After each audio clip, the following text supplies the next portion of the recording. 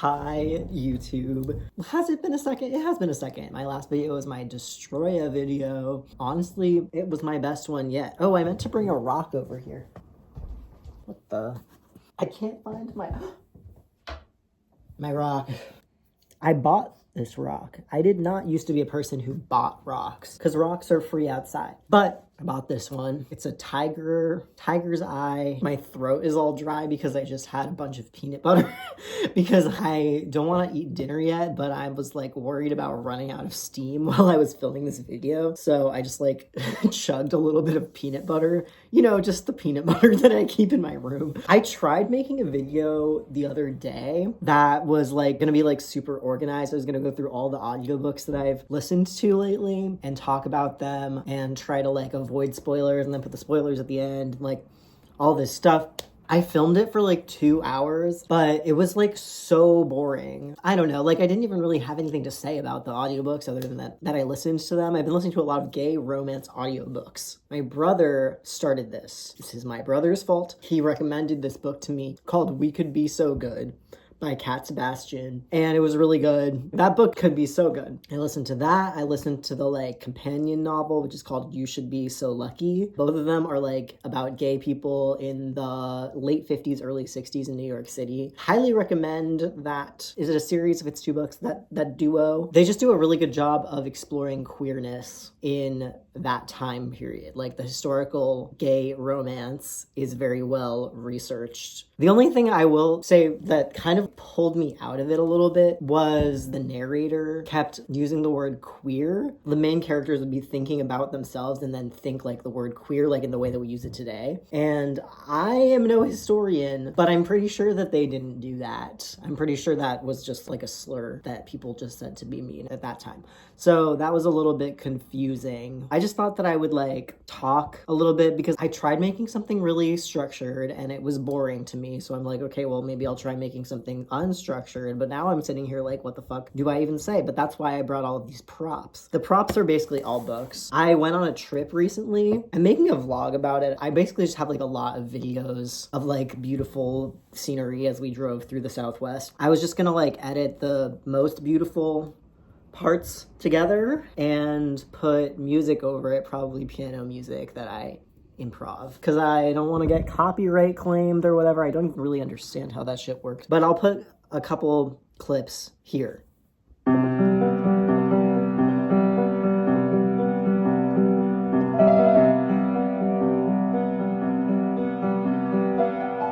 Wow, wasn't that beautiful? When I was there, I found out that I'm the type of person that hoards books. I guess I kind of knew that already, but like I bought like 5 books. Some of them were like 50 cents or $1, which is like, come on. Like this, 50 cents. Stranger to the Ground by Richard Bach, which is by the author of Jonathan Livingston Seagull, which is a book that I have been aware of my whole life because it's like my mom's favorite book. She tried giving it to me as a gift when I was like 10, I think, and I did not read it. And then she gave it to me, the same copy, again when I graduated high school, and I didn't read it until I was like 20, I think. But I did read it, and it was good, but it was not what I expected. It's about a seagull. So I guess this guy is kind of like obsessed with flying, because this book is about a pilot who is obsessed with flying. The blurb isn't really a blurb. I'll read the blurb, but it's not a blurb, but I'll read it. Why was I locking myself into the cockpit of a fighter plane, climbing towards the midnight clouds? What was I looking for in the dark at that high place? Seems like it just explores like the idea of flying, but it is a lot of like technical jargon. Like you open the book and immediately, bam, main instrument panel, 5 pages of diagrams. I am like studying these. I'm like, do I have to understand this in order to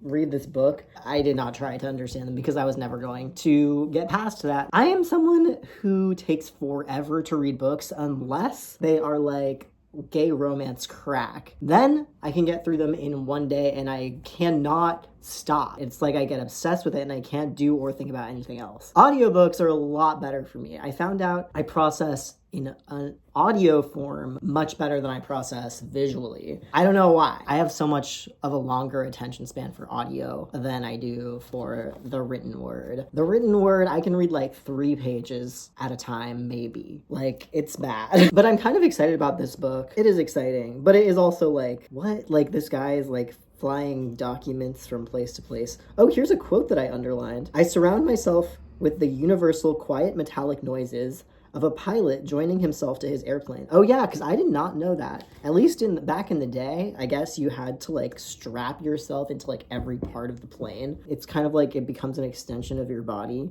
Like this says, my body is attached to the larger sleeping body of my airplane. And this is also an interesting way of describing doing something that you're really skilled at. Like the muscle memory carries you through it and you're not really actively like choosing to do all these things. He says, my leather gloves, stamped with the white wings and star of Air Force property, go through a familiar little act for the interested audience that watches from behind my eyes. Also, I didn't know that airplanes used to be started with an explosion. My airplane is designed to start its engine with an explosion. It can be started in no other way. With the blast, as though with suddenly opened eyes, my airplane is alive, instantly awake. This is pretty interesting, honestly. Whenever I like see a book in the wild and I find it interesting, I'm like, oh, I need that. I need to fill myself with the knowledge of what's in this book. Because like books can get into stuff in a lot more detail than like a video can, unless the video is like really fucking long, or like a song, or you know, like books just like go really deep and you have to go on the journey. Does that make sense? I love books for that reason. It's just like so much information and I love information. I got a bunch of other books on this trip. Pasadena by David Eberschorf. I got this for $1 at a library in Verde Valley. Oh, this postcard that I forgot that I bought was inside. Isn't that beautiful? Wow, I'm gonna put that up. Props. But this is like, I got it in the romance section. It's kind of like not totally romance. It's by the author of The Danish Girl, which I haven't read, but I've heard about the movie. And all I really know about the movie is that Eddie Redmayne plays a trans woman, which is like, why there are literally trans women that could play a trans woman, but okay. So I am interested to see what this is about, but I have not started it. I guess I started it, like, I read the first like paragraph, and it starts with somebody getting caught up in a mudslide, which is an interesting way to start a book. So I was hooked in the library, and I bought it for $1, but then I did not continue it. I got this book for free. Actually, I got this book in exchange for a miniature can of shaving cream at a free box in Crestone, Colorado. It was a very worthwhile exchange. I was reaching up to pick up a different book, and then this book just like fell down into my arms. I don't know if I actually caught it, but it fell down in front of me. This book, I actually did not get on my trip. I got it at a free box in Philly. I've been like generally wanting to read more, but not knowing what to read. Like I was thinking about reading this, which I also got on my trip, and this was the most expensive. Was it? It was one of the most expensive books that I got. It was $8. I got this book because I am familiar with some of the texts in here from a camp that I used to go to and work at. Like, I think that the introduction is very familiar from that. Let me read some to you. There are some who can live without wild things, and some who cannot. Like winds and sunsets, wild things were taken for granted until progress began to do away with them. Now we face the question of whether a still higher standard of living is worth its cost in things natural, wild, and free. For us of the minority, the opportunity to see geese is more important than television, and the chance to find a pasque flower is a right as inalienable as free speech. Conservation is getting nowhere because it is incompatible with our Abrahamic concept of land. We abuse land because we regard it as a commodity belonging to us. When we see land as a community to which we belong, we may begin to use it with love and respect. I don't know. I know that this book is an important book to naturalists, I guess. Oh yeah, going back to naturalists, Diary of a Young Naturalist. I want to read this. I've read like a quarter of it, maybe. That's definitely less than a quarter. I think this person was like 16 when he wrote this book. I'm not sure, but he was young. He's autistic and his family is autistic. He just has, I don't know, a relationship to nature that I feel like is both familiar and unfamiliar to modern audiences, maybe. He talks about like not being able to really think or feel like himself or feel calm when he's not in nature. I also love this picture of him about to do a handstand. I'm really into that. There's this part where he like goes to an island. My childhood, although wonderful, is still confined. I'm not free. Daily life is all busy roads and lots of people, Schedules, expectations, stress. Yes, there is unfettered joy too, but right now, standing in an extraordinary and beautiful place, so full of life, there is this terrible angst rising in my chest. I walk back to the cottage in a trance, watching shadows moving in golden fields. His family goes on this trip to this island. He is like really enjoying his time there. He loves being surrounded by the nature, the birds, gannets, gulls, eider ducks, but he's always thinking about how he'll have to leave and go back to his life where he's not quite as free. Man, I feel that really hard. As a teen, I just remember feeling like, man, this shit sucks. I have like no choices. Even now, like I kind of feel like I have no choices. And obviously I do have choices and I can like do whatever I want to some extent. Like, I just decided I wanted a curtain in my room and now here it is. Isn't that awesome, by the way? I sewed that. But anyway, you can do things, but you need to pay rent. When you're a kid, you need to go to school and do your homework and stuff. And like, you kind of don't have to. Like, a lot of people don't. But you're kind of going to be fucked if you don't. I found his description of like the angst overtaking him when he's thinking about just the idea of having to eventually leave this beautiful place. That was really relatable to me. Like, nothing beautiful and free like ever feels like I can keep it. I have this book. This is a great book. Can I show this? I think so. You read it. No Poster Boy by Elliot Deline. This book is awesome. I bought this online a long time ago, and I'm really glad that I did because I feel like I learned a lot about myself when I read it. And when I started rereading it, I was like, damn, there's so much in here that I didn't even pick up on before. Elliot Deline, or maybe Deline, but I think it's Deline, is an award-winning author. Look at his cheeky little face.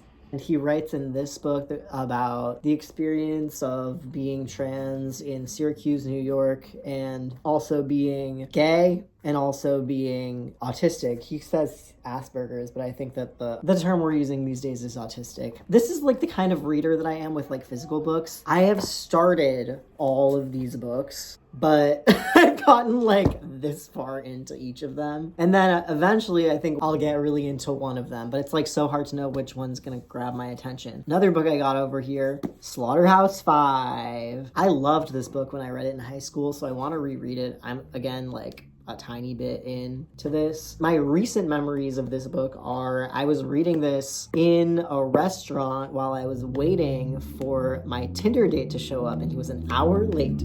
And then he told me so many extremely long jokes. But I love this book. This book is great. By the author of the bestseller Deadeye Dick. Did you guys know Deadeye Dick? You'll never believe what he wrote next. You'll never believe what the author of Deadeye Dick is up to now. And then the final book that I got on my trip is B-Boy Blues. I didn't start this one yet. This one actually might be the most expensive one. Yeah, this was $12 at a used bookstore. Is this... It's signed by the author? Oh my god, guys. $12 signed by the author? Like, okay. This book is about a guy named Mitchell Crawford. I'll just read the little thing right here. It's a seriously sexy, fiercely funny, black-on-black love story by James Earl Hardy. So I'm really excited to read that because I love gay romance, as you know. And I love the painting on the front as well, like the position. And I love his nipple sticking out like that. Can you even see that? Kind of. This book seems really good. So eventually I will read all of these books. And then the final prop that I brought is my book of unhinged things, where I write unhinged things. A lot of it is like my notes from history class in like 10th grade, but a lot of it is also unhinged things that I've written. Let's see. I'm stuck in my box, but I can see out. I'm not stuck anymore, except in my mind. That's interesting. Sunset on Fire. What the fuck am I doing? What will happen if I don't pay taxes? How long can I get locked up? I always knew I would crack. Fuck giving all my fucking money to this country to use to kill people. If people hate me, fuck them. Even if I respect them, I'm not going to compromise for anyone. And that's just a taste of some of the unhinged things I write in my composition notebook from 10th grade. Yeah, I've been playing a little bit of piano lately. I have not been playing guitar. My guitar's over there. I got an electric guitar, but since I got back from my trip, I have not been playing the electric guitar or the acoustic guitar, which is also over there. It takes me like so much mental energy to get back into playing an instrument. Like I have to like tune it. I have to tune the guitar to play it. That is too hard. That's too much of an obstacle. I can't do that. I also have my trumpet over here. Should I give it a toot?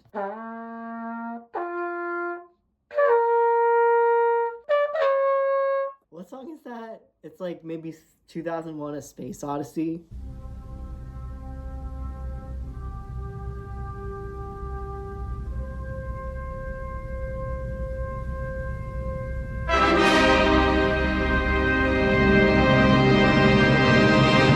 Trumpet's really fun, guys. I should play instruments more.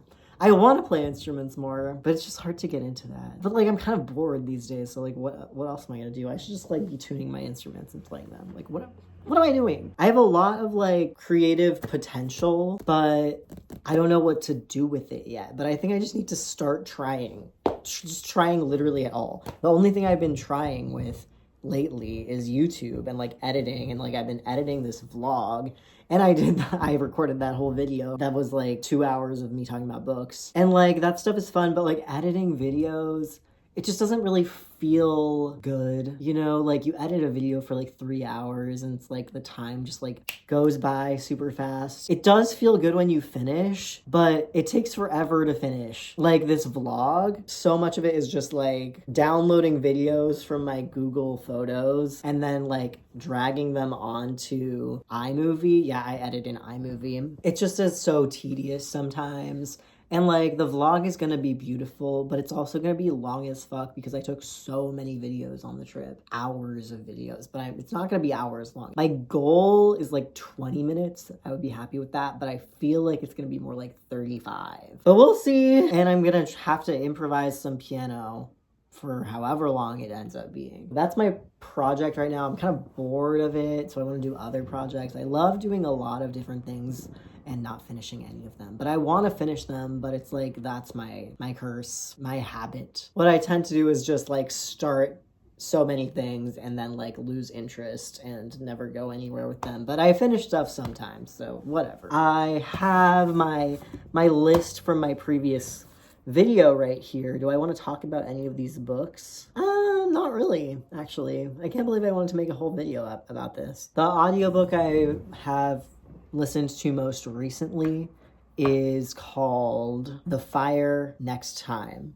by James Baldwin. I'm editing the video and I wanted to add 2 James Baldwin quotes that I think I meant to include in this, but then I got distracted. By the way, ignore that I'm super sick right now. These are the 2 quotes that I wrote down. 1, people find it very difficult to act on what they know. To act is to be committed, and to be committed is to be in danger. And then quote number 2 is, love takes off the masks that we fear we cannot live without and know we cannot live within. So yeah, those ones just immediately grabbed me and I was like, whoa. So I wanted to share them. Back to the video. I've technically read a book by James Baldwin before in college, but when I was in college, I was an English major. But the problem with me being an English major is that I can't read. And it's like, I can read, but like not that fast. And audiobooks work really well for me. And I tried to get accommodations in school. Like I went through this whole process of trying to get diagnosed with something so I could get extra time on tests, which I needed and I got. But extra time was not really what I needed for the reading assignments. What I needed was audiobooks. Duh. And audiobooks are not the same as getting software that gets your computer to read shit to you in a robot voice. That is not easy to process. Like, that is weird. I read a lot of books in college, but I don't think I finished, like, most of them. And I don't have, like, a good memory of most of them either. And it's so crazy, like, how much I miss when I read versus listen. I was in downtown Phoenix, Arizona for a little bit earlier this month, and we went to the library to kill time. We were basically there because we had to turn in our rental car at like 1 p.m. and then our flight was at like midnight. So my friend and I just had like all day in downtown Phoenix. We got up to some fun stuff. We went to like this like hidden pinball room in a pizza restaurant, but we also went to the library. I started one of these gay romance books that I was going to talk about in my video, which is called Two Rogues Make a Right. Don't you love romance titles? So ridiculous. I started it and like I thought that I like knew what was going on,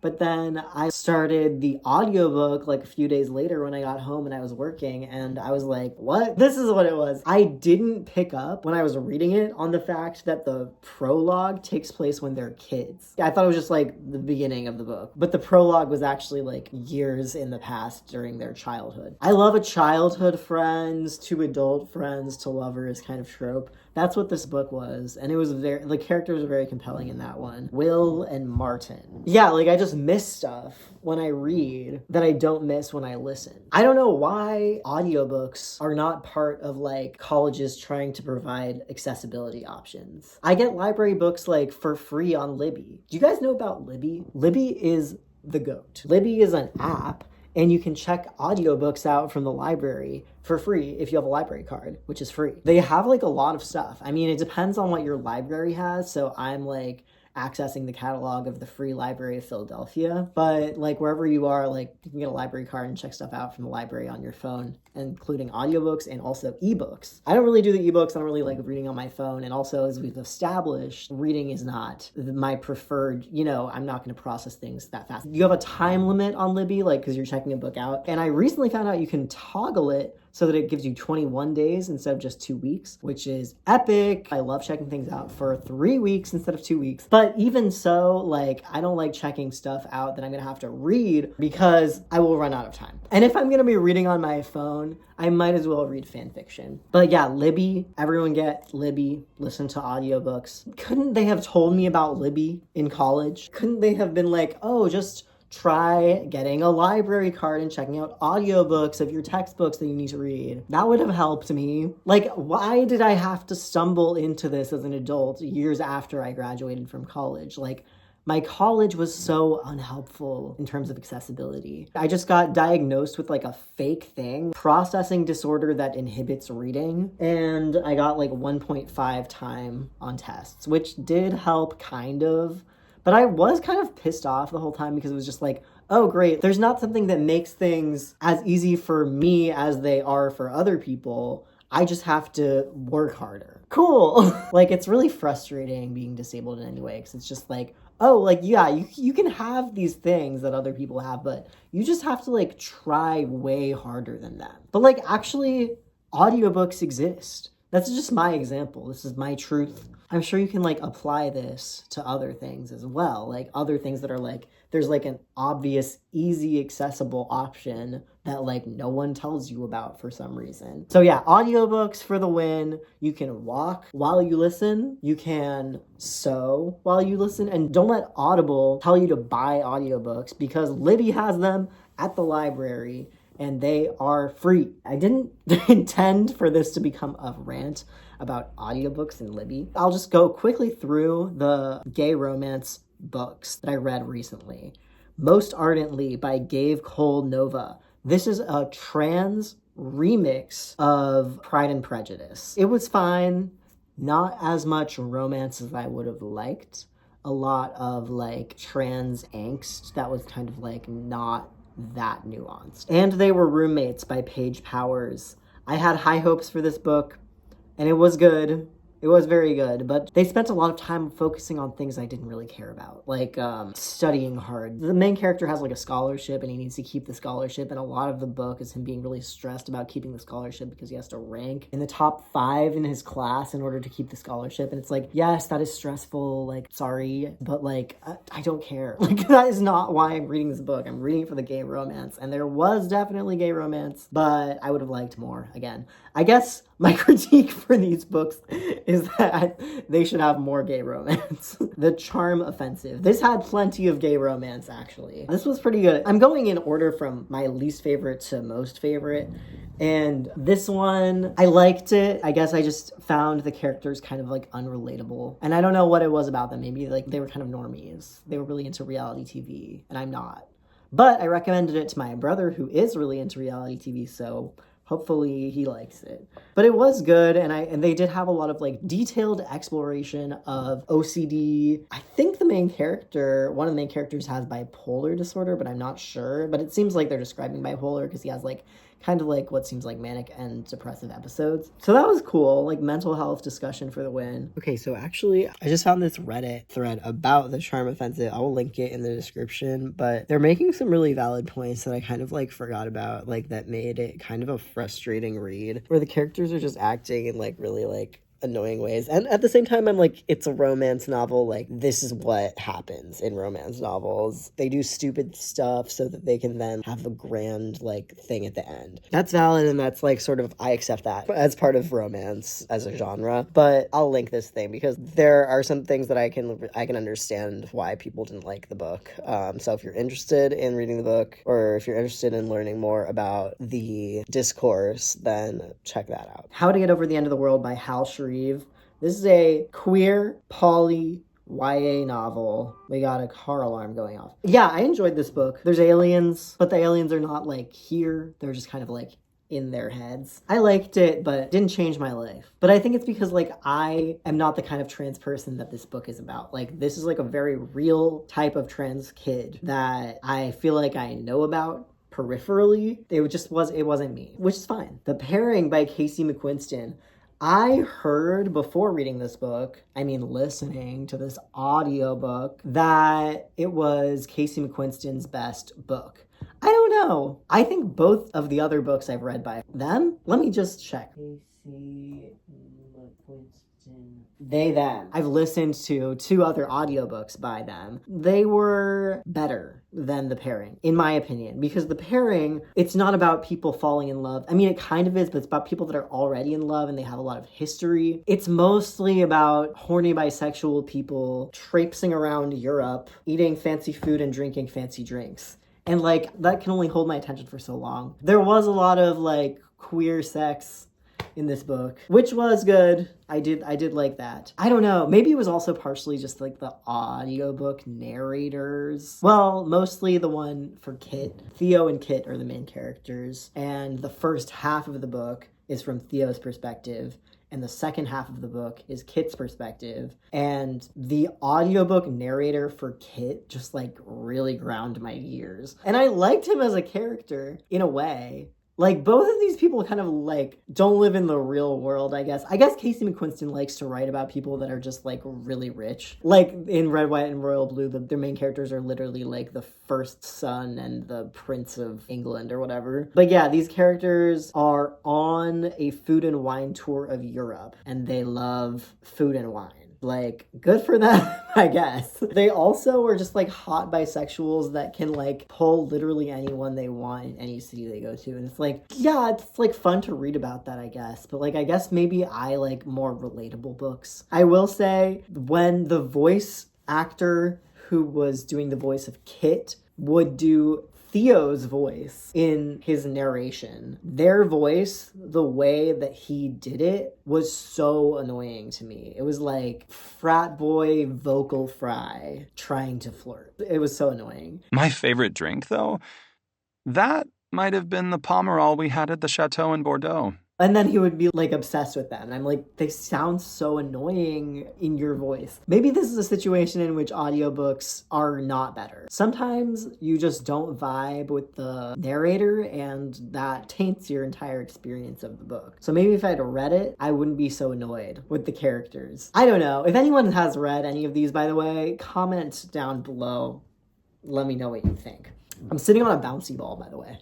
I had this whole section of Cat Sebastian books because I read 4. I listened to 4 in a short period of time. We Could Be So Good. You Should Be So Lucky. It Takes 2 to Tumble. And 2 rogues make a right.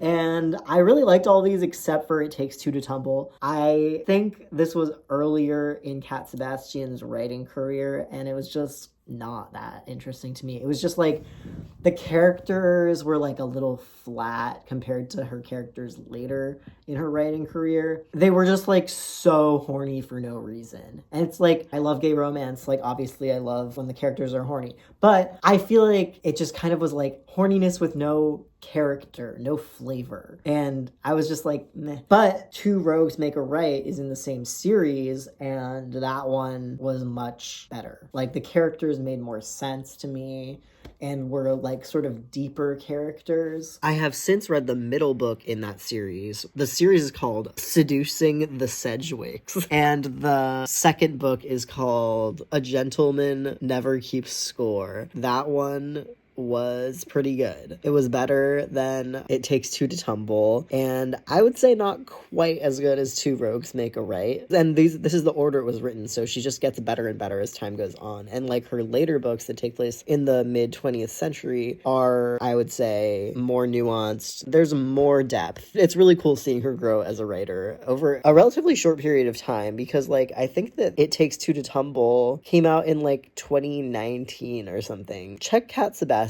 out. Like, she's going places. I also have In Other Lands by Sarah Reese Brennan on here, which is the only audiobook, I think this is true, the only audiobook that I've listened to as an audiobook and then bought the book, because it's like my favorite book. I don't even want to like say too much about it. I feel like I heard about this book in a YouTube video that someone else did, but I don't even remember who. But thank you for talking about it, because I read it and I loved it.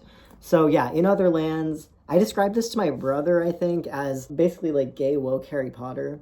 Like, where the main character is just immediately seeing all of these fucked up things in his world, which does not happen in Harry Potter. I would say that the Harry Potter world is very fucked up, and there is like so much discrimination of different magical species. You know, house elves. Everyone's just like, oh yeah, house elves are enslaved and they do things for us and it's fine because they want to. Like, what? And I feel like in Harry Potter, there's like no acknowledgement of that. And I did have this big plan. I'll reveal this because I don't think I'm gonna do it. But I had this big plan in the past of writing a Harry Potter fan fiction. If anyone wants to do this, by the way, you can take my idea. I think I'm fine with that. But like, I was gonna write this Harry Potter fan fiction, right? Where instead of being just kind of like clueless, Harry Potter sees the fucked up shit in his world. Like, he's fighting more than just Voldemort. Like, he recognizes that Dumbledore is an abusive, problematic figure, and he comes from a tradition of revolution, because this was a cool thing that I was going to do. He grew up writing letters to Sirius Black in Azkaban because he was raised by Remus Lupin, and somehow I did not figure out how I was going to do this yet, but I was going to have it be possible for him to correspond with Sirius Black when he's in prison. And then he has this relationship with someone who is an enemy of the state, and then he's therefore a lot more inclined to question and fight the system. So this book, the main character, like, one of the first things he says, I can't believe I just opened to the right page. He's learning about the world a little bit. He says, the border means the gigantic magic wall. And then this guy is like, yeah. And then he says, and humans came across the border. Did we invade? Tell me right now, are we engaged in a system of colonial oppression? So, like, he is seeing the things that are wrong with this world. He's seeing that the school that he's going to is like a war camp where they're training child soldiers. And he's like, not cool with that, and he always speaks his mind, and he's very annoying, and I love him so much. And he makes these friends, and they're all weirdo outcasts, very neurodivergent coded and queer. This is an awesome book. It has gay romance. It has everything, okay? It has everything. I love this book so much. Anyway, I don't think that I have anything else to yap. I do have other things to yap about. I can't believe I didn't mention this before now. Did you guys see that Dan and Phil have revealed that they have been in a gay romantic relationships for 16 years? Did you guys see? Very important development in my personal life is Dan and Phil hard launching their relationship, and they also hard launched a podcast called Hard Launch. I am living for this stuff, but also being a fan of theirs right now feels like a full-time job. There's been like one day in the past like week and a half where they haven't done something. They're always doing things. And it's like, I mean, like, it wouldn't be a big deal if I wasn't like a huge fan of theirs and like going on Tumblr and freaking out with everybody else. And I have like Tumblr mutuals and I'm messaging, and it's like a whole thing. But yes, Dan and Phil, it's not that I didn't think they were together. It's that I didn't think they would ever say that they were together. I really did not think we lived in the world where Dan and Phil would come out as a couple. I mean, like, obviously this is a huge change for them. Like, it's a huge new thing. And they've always been hiding their relationship. And I think that, like, it really did a lot for me to see them shifting from treating their relationship as something that they need to hide for their own safety and mental health and protection to coming out about being together and not hiding their relationship. And they're still like being themselves. They're just able to be themselves more because they're not like trying to censor how they act and talk. I just want to add about Dan and Phil that watching their newer stuff, not to sound parasocial, but I will sound parasocial saying this, they're just visibly so much more relaxed. I think that you can tell. I don't know, like I'm seeing a contrast when I see older videos versus newer videos. And by older videos, I mean literally just before like 2 weeks ago or whatever the fuck they dropped that video. There is a difference in how they're acting. They're not like trying to hide something. Like it really like changes how you move through the world and interact with everybody if you're just like trying to hide something about yourself all the time. Yeah, so I just wanted to add that, I guess, because I was just thinking about it. So that's been, yeah, huge development. Life is awesome. You know, like I haven't been doing a lot because like it's very exhausting traveling and I spent all my money, so I can't really like go do anything. Today, I was trying to get a red tie from a thrift store because I'm gonna dress up as Revenge era Frank Iero for Halloween. And I could not find any red ties. I found a lot of ties and none of them were red. I went to like 3 different places too. And I literally brought like $1 bill and like like 20 dimes because I was like trying not to spend any of my money that's in my bank account because I need to use it to pay rent. So like I haven't been leaving the house a lot or like buying stuff or participating in society that much. I've also been like unsure about whether or not I'm getting sick. I'm pretty sure I'm not. I think I just have a seasonal dry throat, which is annoying, and it's kind of more dry than it has ever been before, but I also don't have any cold symptoms or anything else, so I don't know. In fact, my throat is starting to feel really dry right now, I guess from all the talking. I've been talking for an hour. But yeah, I couldn't even find a red tie. I was out and then my friend from Tumblr texted me that Dan and Phil had uploaded a video, and it's like a fucking Friday afternoon, and that is not normal for them. But you never know what those evil twinks are gonna do next these days because like, you never know. I thought they would never come out, and then here they are, just making couples TikToks. Like, that's something they can do now, I guess. Who said I love you first? And it was a really good video, too. I'll put my favorite clip. I just need to be clear, I'm not afraid of butterflies. I just don't like things flying into my head heel. Having a lovely day. Dan is afraid of butterflies, apparently. I love him so much. But then I was just like out and I was like, oh my God, like I'm not finding any red ties. Like, what am I gonna do? I want something. I want to celebrate this video. And so I was like, I'm gonna go get boba tea. And so I got some boba tea, but it was really mid. I'm not gonna go back to that place. For some reason, getting boba tea is like one of my hobbies now. I just love it and I always get super hyped about it. I try not to go more than once a week because like, what the fuck am I doing?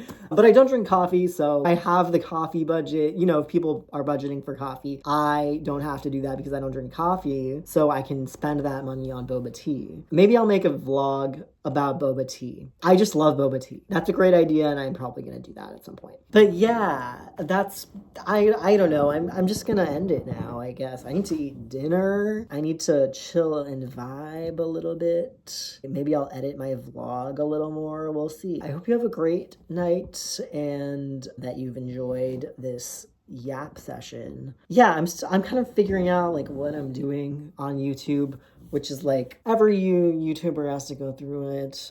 I guess just stay tuned. And obviously, like, I don't even have any subscribers. If any of these topics interested you, then let me know and maybe I will go deeper into them. And maybe not, because I cannot make videos about things that I am not interested in. That's one thing I've learned. I will not be posting things that are boring to me. Yeah, enjoy your night, your day, your weekend. I have no idea when it is for you because of the nature of videos, you know? What is it that Daniel Cowman says? I'm gonna say what he says, which he stole from David Lynch. I hope there are beautiful blue skies and golden sunshine all along the way, and everybody have a great day.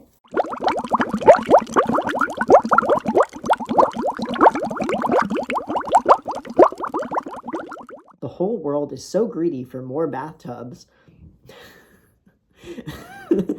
The whole world is so greedy for more bathtubs. The whole world is so greedy for more bathtubs